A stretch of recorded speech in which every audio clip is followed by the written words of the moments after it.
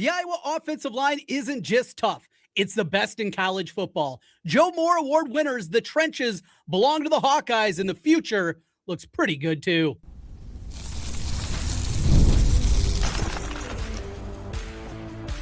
You are Locked On Hawkeyes, your daily podcast on the Iowa Hawkeyes. Part of the Locked On Podcast Network, your team every day. Hey, welcome in. I'm Trent Condon, and this is the Locked On Hawkeyes podcast. Thanks for making Locked On Hawkeyes your first listen every day. Part of the Locked On Network, now number one for sports podcasts. Today's episode is brought to you by Game Time. Download the Game Time app, create an account, and use code LOCKEDONCollege for $20 off your first purchase. I've been covering the Hawkeyes for over 20 years on the radio. You can hear me currently on the Iowa Sports Radio Network each weekday from noon to 2, talking the world of sports and plenty of Hawkeyes with you, with stations in Des Moines, Iowa City, Cedar Rapids, the Quad Cities, and Sioux City.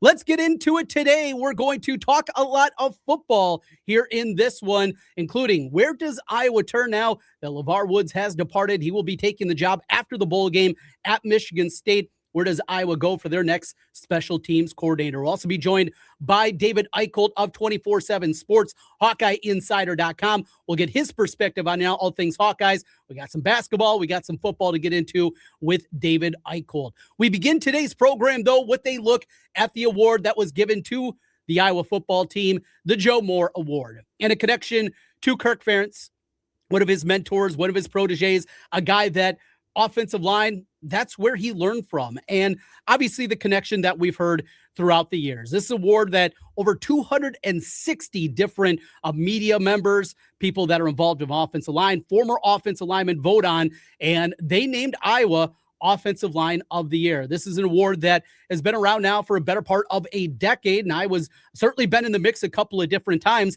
I think it came as a surprise, maybe to some people. They didn't have, obviously, the tremendous season like we saw rushing the ball like you got a year ago from what we saw from Caleb Johnson. It wasn't that kind of thing. But coupled with Mark Gronowski, what he did and keeping him upright throughout the season, coupled with his rushing touchdowns, obviously this year, as he is on the precipice of setting a Big Ten rushing record for touchdowns by a quarterback trying to chase down shoelaces, Denard Robinson for that claim. You have that component to it.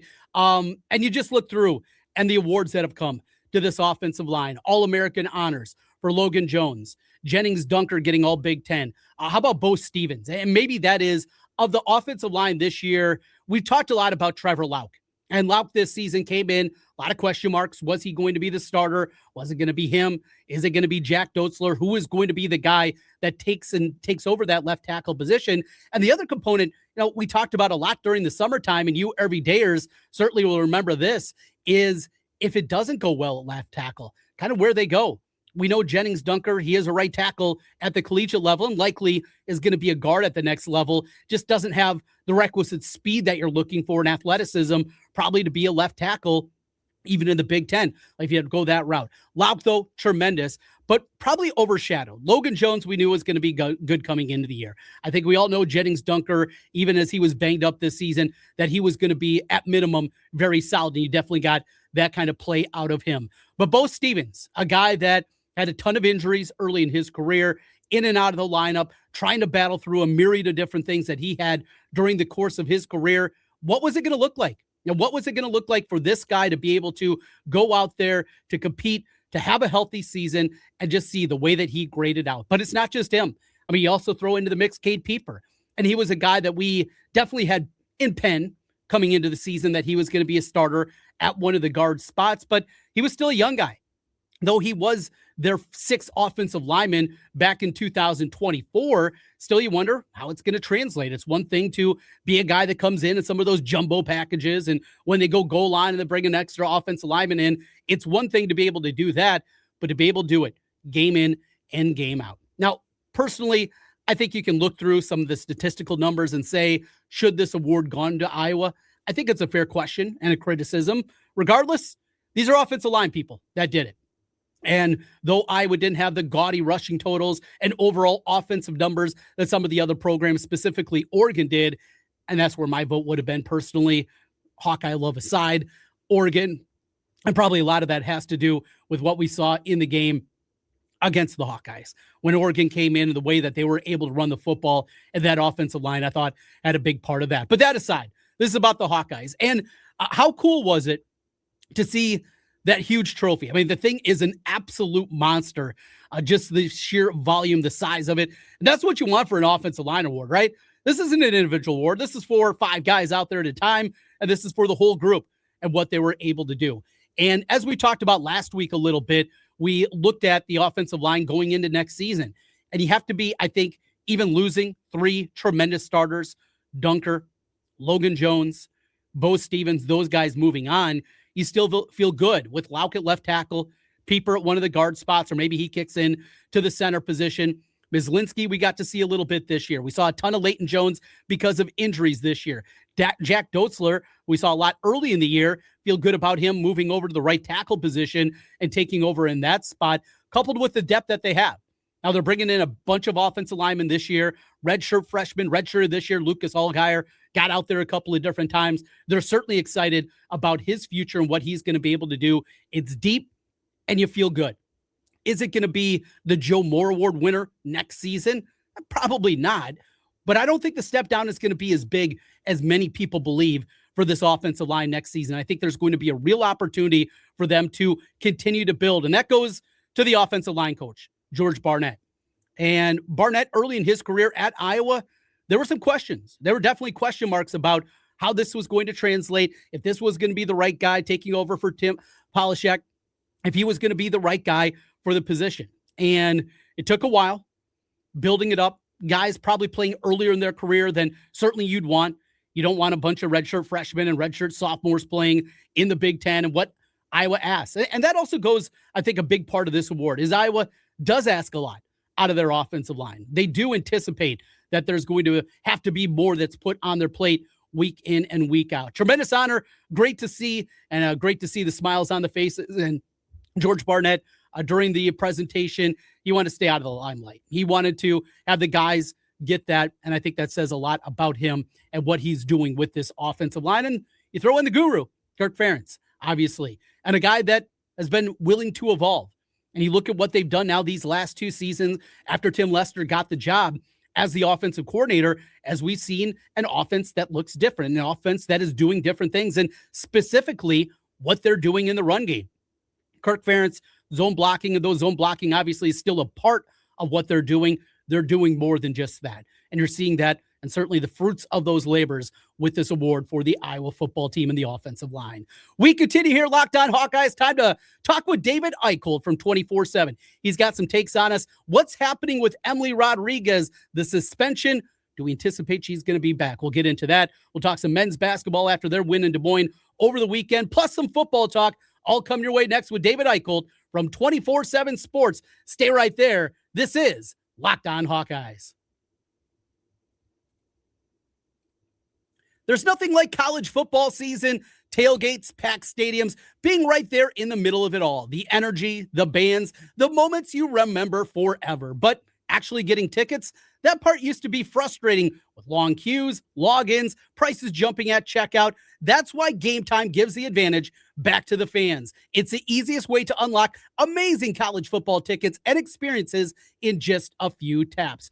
Open up the Game Time app. You want to make your way down to Tampa for the ReliaQuest Bowl and watch the Hawkeyes and their matchup in Vandy. Some incredible deals right there on the Game Time app. Doesn't matter if you're looking to go cheap or you want a great ticket, Game Time has you covered. I love being able to see exactly what the view is going to be from your seat. You can do that right on the Game Time app. But the best part, upfront pricing, those fees that seem to jump for you every single time you get to the checkout, not the case on Game Time. Take the guesswork out of buying college football tickets with Game Time. Download the Game Time app, create an account, and use code LOCKEDONCollege for $20 off your first purchase. Terms apply. Again, that's code LOCKEDONCollege, LOCKEDONCOLLEGE for $20 off. Download the Game Time app today.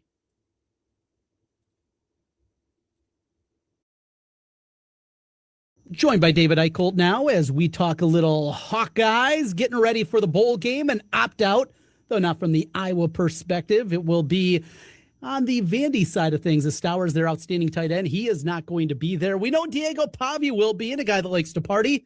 wonder if he's going to run into Diego. He is David Eickholt. What's up, David? What's going on, man? Yeah, we'll see. I'll tell you what, the weather's gonna be nice. I finally checked it out. It looks like it's gonna be about 80 and sunny, I think, the entire week. So there's a reason I booked a one-way ticket. We'll see when I feel like coming back. I might hang out for a little bit. Spend a little bit more time in Florida. Not a bad thing, as we know, though the weather decent here across the state today. We know how the weather could turn, certainly. So you're making your way down there to the bowl game. It is Vanderbilt. Let's just talk about the game. Mentioned Stowers. He's not going to be there. I've been back and forth, very conflicted on this one. You know, we got to come up with an opinion and a take, and I just don't have a good feeling one way or the other for this matchup against Vandy. There's times the way they run the ball and what Oregon did against Iowa, I kind of get concerned, and then it comes the other way. Where are you right now? I know we're still almost 2 weeks away from the game actually happening. Where are you when we just look at the matchup, not knowing who's all going to be there on both sides when you look at the matchup against Vanderbilt? Yeah, I mean, I think the line was about right. And it is unfortunate the Stowers Mackey Award winner did opt out. And I'll tell you, that's a different tune than what we kind of heard over the last couple of weeks. Because when Clark Leah met with the media, he said he was not anticipating any opt-outs. And that was a big reason I think a lot of eyes were going to be on this bowl game. I know it's become cool to devalue bowl games. I understand it to a certain extent, Trent, but this, to me, is a top 5 bowl game, like outside the college football playoff. I think this is going to be a really fun matchup. Vanderbilt's been extremely physical. They really haven't played a lot of great rushing offenses, so I'm very intrigued about how Iowa's mid-zone game kind of attacks them, how Mark Gronowski is going to be utilized. But, you know, Diego Pavia was one of the most dynamic players in all of college football. And, you know, what better test for him to be able to go against than a Phil Parker coach defense. So I do think Vanderbilt should be ranked, just a little bit higher, and the odds should be in their favor.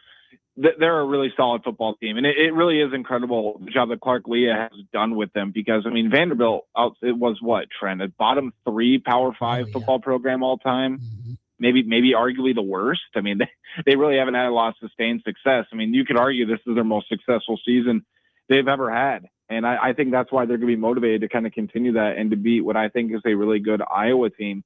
But from a matchup perspective, I like to see some new wrinkles. I like for Iowa to try to attack them through the air. I'm not going to be surprised if they end up doing that.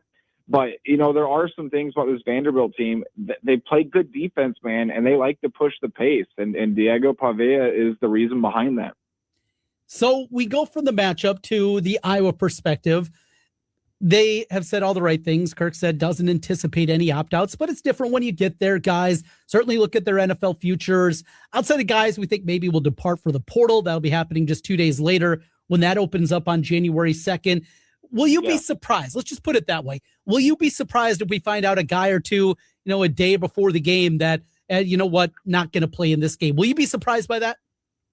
I would a little bit, and I'm trying to say this with the utmost respect to the players that I cover and everything like that. But Trent, how many players from Iowa are good enough to opt out?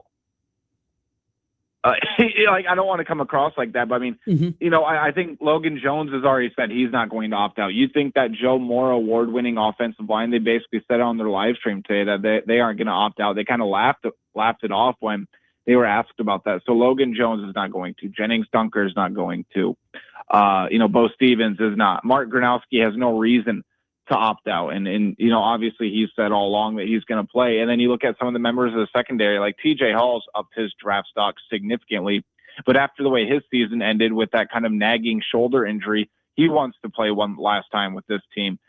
I think Xavier Wampa, had he been a first or second round draft grade, he could have potentially done that. But I think his leadership and his production has been very critical for Iowa's back end. So long answer, a little bit, Trent, but I would be a little bit surprised. But then again, it's kind of hard to surprise me from this extent.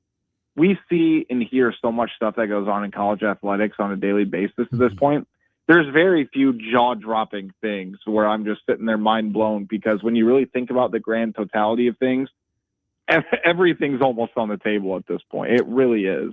Nothing should surprise us. Well, wasn't a surprise at all in the recruiting world. Jaxx DeJean makes his commitment to Iowa. Long felt like this was going to be the case, but I know after LeVar Woods, his departure was announced, there was a little bit of trepidation out there. LeVar obviously recruits Western Iowa and Northwest Iowa specifically, so maybe some concerns there. No concerns now. He makes his commitment to Iowa. The younger brother of Cooper, Jaxx, is going there, but a different kind of player certainly than older brother Cooper. Oh, yeah, absolutely. I mean, I think right now you could throw him in a wide variety of different positions. He is listed as a tight end. The offer is at tight end, about 6'4.5", about 215. And you look at that tight end room, man, I think Abdul Hodge has to be smiling ear to ear with some of the talent that he's got there because, as we mentioned earlier, DJ Vanami in that group and his emergence over the course of the year, combine Luke Brewer, the Norwalk, Iowa native, Jaxx DeJean, Thomas Meyer. I mean, you just go up and down the list. Like, there's a ton of potential in that group. But yeah, Jaxx is a really good athlete. Again, he's a very productive basketball player as well. I think he's averaging about 14 and 10 already this early season. I do think he needs to become a little bit more physical at the point of attack on blocking, but as far as hands go, as far as making the right football plays, understanding football to a high level, I think he's got a bunch of upside there. I don't think this is going to happen, but I'm just saying this a testament to his athleticism.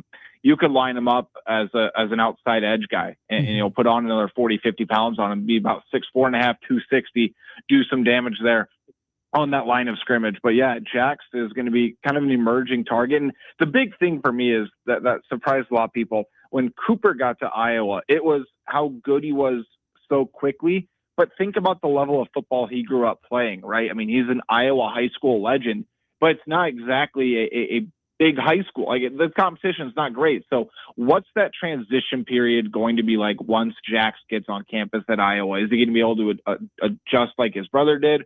Or is he going to be like most other people and needs a little bit of time to kind of grow into himself? So again, I think it's good that he's this size early because he'll know how to move and utilize his body once he gets in that tight end room. But ultimately, I mean, again, this is a really good pickup, I think, for in the Iowa 2027 class, Trent. That's already number 20 overall by the 24/7 Sports ranking. So, I mean, it took them a little bit to get going, but they've been reeling in the commitments here over the last few weeks. Over to some basketball. Let's start on the women's side, ladies first. Number 1, UConn. Boy, they look like number 1. My big takeaway, though, it wasn't just the 26 turnovers. It was a lot of times, it wasn't the ones that they're athletic, they make a play. It was the times not going out and catching the ball, right? Just waiting for it to get to you and somebody steps in front. It was not being lazy on the pass, actually get a little velocity behind it. It was those kind of turnovers. You don't have to play perfect, but you got to play clean. And the Iowa women certainly didn't play clean on Saturday. No, they didn't. And you're right. I think that was the most frustrating thing. But give credit, like you said it, give credit to UConn. I think that is the best UConn team they've had. And again, this is no shot at Paige Beckers or any other former players. That's the best and deepest UConn team I've seen probably in the last 8 or 9 years. Like, Sarah Strong, I thought was the MVP of that team last year. She looks like she could be a top 15 WNBA player tomorrow. Like, she is that good. She's going to be the number 1 pick whenever she leaves. I think UConn's a national title favorite.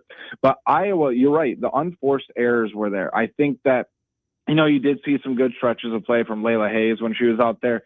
Chit-chat Wright, with what Iowa got out of her in the transfer portal and Wright's willingness to be able to become a shot creator and a shot maker at a high level, boy, her ceiling looks like it's at a completely different level. But ultimately, this is a young team going into a hostile environment because, again, Iowa's going to be the favorite in most road venues. Okay? That's just the way the reality's been over the last several years. I think it's going to continue. They were not going to be the favorite in that place, that close to UConn and how much they love basketball. So, again, you think about Addie Deal, you think about Layla Hayes, you think about some of these younger players right now, Trent, that experience they got and the standard which they can strive for, I really think that's going to be a difference maker for this program for the rest of the year. And again, I think 2 years from now when we're interviewing these girls when they're juniors and seniors, they're going to be able to look back at that game and say, that's what really taught me to get to that next level. But you're right, a lot to improve on. But again, I also think you wanted to get kind of a foundation of where Iowa's at because, look, they didn't play great, Trent. You're not going to be able to convince me it's not a top 15 team in the country. I still think Iowa's capable of making a Sweet 16. Mm-hmm. I'm right there with you. And the upside of this team, I think, is bigger than what we've seen some past years. It's still a really young team. Yeah, they got Stolke, who we all remember from the championship game runs, and Feuerbach, and obviously McCabe on the outside shooting the ball. We know those, but the rest of the squad is incredibly young. That leads to the question, another young player and a new player, Emely Rodriguez. Didn't make the trip out to New York. What's the latest on Rodriguez's front? Yeah, I mean, I think we're going to learn a lot here when Iowa has their next game against Penn State. because obviously word came out about Rodriguez and she's, currently away from the team. And I have a couple takes on this, Trent. I want your opinion on this too, because when Jan was asked point blank if she was still part of the program, she said, as of now, yes. Mm-hmm. So again, I don't want to vilify Emely Rodriguez when we don't know the full story, right? But at the same time, do you know how hard it is to tick off someone like Jan Jensen? Right. Yes. Yeah. Yep. Who is Miss Sunshine, doesn't talk bad about anybody. And again, I don't know the situation, because you think about Emely Rodriguez. She grew up her first 16 years of life in the Dominican Republic, moved to Florida, 2 years of high school there, played 1 year at UCF, and then moved to Iowa. That is such a culture shock and a transition that very few people, I feel like, in the Midwest could appreciate or understand. Maybe not appreciate, but understand, right? So I think there's other aspects to everything. But if she's not on the sideline against Penn State, I still think right now there's a chance she comes back, but I'll level with you, man. I think there's a non-zero chance that Emely Rodriguez is done as a Hawkeye. I do think that possibility is on the table. You think about the semester break, what better way to kind of step away from the team and move wherever she was going to move or take her next steps on her journey. This is probably about that time frame. Again, the door is still open for her, but I'm very interested about how all this develops because, again, I do think there is a chance that Emely is done at Iowa. Yeah, I would say that's probably the betting favorite. Bringing it to my world, the betting favorite's probably that she's going to depart as opposed to return. It's not a non-zero chance. I think it goes both ways, but I think that's certainly the way that I'd be leaning at this point. Hey, final minute with you, David. I do think it's trending in that direction. Yeah, I agree with you on that. David, last thing, men's team played here in Des Moines. Domination against Bucknell, 94-39 in that one. The story to me, though, my biggest takeaway was both Hassan coming in and the applause when he was splashing down a couple of those threes that he was getting for the fans in attendance, and then getting Fulgueris going again. We've talked about it a ton. He is the X factor. If this team is going to be not just a good team, good enough to be in the tournament, but a step beyond that, I think Alvaro Fulgueris is the guy that'll take them there. Yeah, I agree with you 100%. I wasn't sure if he was going to be the biggest X factor going into the year, but the team flows so much better when he's engaged, right? When he's out on the perimeter, when he's in the passing lanes, creating steals, getting those turnovers, getting out in transition. The team plays with more of an elevated sense of confidence. And again, this is not a really great Bucknell team, but I think when Fulgueris is confident and he stays out of foul trouble, Iowa's defense works better. I think they run better in transition. And I think there's a lot more pressure off of Bennett Sturtz's shoulder to not have to create everything. Fulgueris is capable of that. So they are the number 25 team in the AP top 25 today. I think that's well deserved, but we're going to see what happens. I really like this team. I think it's a lot of fun to watch. That is David Eickholt, HawkeyeInsider.com, 24/7 Sports. Great deal going on right now. 50% off an annual VIP membership at HawkeyeInsider.com, part of 24/7. David, enjoy Florida. I'm sure we will talk to you, if not down there before, we'll try to track you down. Enjoy Florida and have a Merry Christmas. Merry Christmas, man. I always appreciate, our friendship and you having me on, and a lot more to come for sure, but make sure you get some family time. Maybe have a fireball or two for me. We'll call it good. That sounds Thanks, good. Trent. Appreciate you. See you, David. David Eickholt joining us, 24/7 Sports. Again, HawkeyeInsider.com. Thanks to David for joining us. As always, great stuff from him and a lot of great information there. What do I mention to you right now? Something that's going on right now with Locked On. We have now on the #1 sports podcast network something called our Everydayer Club. This allows you access for an ad-free audio feed of Locked On Hawkeyes. It works with Apple Podcasts, Spotify, every major podcast app that's out there. You can also join us on our Discord server. A lot of fun stuff going on there, talking to people and staying away from some of the negativity that's out there in social media. All you have to do is go to lockedonhawkeyes.supercast.com. lockedonhawkeyes.supercast.com. You can also find the link at the bottom of our show notes. Well, we know the big news from last week. LeVar Woods is departing. Where does Iowa turn next? We'll talk about that as we continue on the Locked On Hawkeyes podcast. NFL Sundays move fast. One big play and suddenly everything feels different. That's what makes live betting with FanDuel so exciting. You're not just watching the game, you're reacting to it in real time. With FanDuel, you can place bets as the action unfolds. Every drive, every momentum swing, every highlight moment. Well, you can feel it certainly Saturday night with my Bears against the Packers. Those momentum swings, and if you took a shot right before the onside kick recovery, oh, you're feeling good. Live spreads and money lines adjust instantly. Player props update as guys start to heat up. You can bet who's going to score the next touchdown, drive results, totals, and more. It keeps you locked in every snap, every drive, every possibility. If you want to be right in the middle of the action this season, visit FanDuel.com and place your NFL live bets all season. FanDuel, the game moves fast, and so can you. Trent Condon back with you one final time. Locked On Hawkeyes. Thanks for being with us. And thank you to everydayers with us every single day. If you're watching us on YouTube, make sure you hit that subscribe button. If you're on the podcast side, 5-star reviews. We finish up with more football talk today. Where does Iowa turn for its next special teams coordinator? A position that was generated a couple of years back. And as we know, how important this is for Iowa football to close the gap. Iowa's not going to, year after year, out-recruit the Ohio States and the Michigans and the USCs and Oregons of the world in the Big Ten. That's not going to happen. That is the reality that we live in as Hawkeye fans. But one aspect that they certainly can do is be able to go out there and what they do with special teams. And LeVar Woods took that job, made it into his own, not just what they did with the kicking game, the return game, special teams units, the gadget plays that we saw, the special plays, the trick plays that they had. It is going to be incredibly big shoes for them to fill. You also throw into the fact that there's obviously the loss of Drew Stevens. He moves on. They have to figure out who the kicker is going to be. Is it going to be the Bettendorf kicker, the kid that came in redshirted, or is it going to be another direction where they look in the portal? Also, the punter position. Reese Dakin, he struggled this year. And for a guy that is not from America, an Australian punter, you do wonder about the potential of him maybe following LeVar to Michigan State, possibility of him maybe just entering the portal and seeing what else is out there, if that could be a potential down the road after a season that certainly was a disappointment at the punter position. There's been talk of some internal candidates moving guys around, shifting positions. And one idea that I certainly liked is maybe this is something where you can open up things for a guy like Abdul Hodge. He goes and becomes a special teams coordinator. He goes into that realm, coupled with a possibility then with a tight end coach position being opened up. Is that something where you could shoehorn Warren Ruggiero, who came in this year from Wake Forest, a former offensive coordinator, as an analyst this year, if you find a full-time role for him on the job? A lot of moving parts. There's been some talk about some guys that used to be with the program, but this is going to be a big one, certainly for Kirk Ferentz and what they're going to do. Big Christmas around the corner. We got you covered here, Locked On Hawkeyes. Thanks for being with us. Tomorrow, we are going to have your Christmas Eve edition with some Christmas presents. What presents do you want to see under the tree, Hawkeye related? We'll talk about that for you on Christmas Eve. And if you need a last-minute holiday gift, someone keeps asking what you want, make it easy. Ask for the Everydayer Club.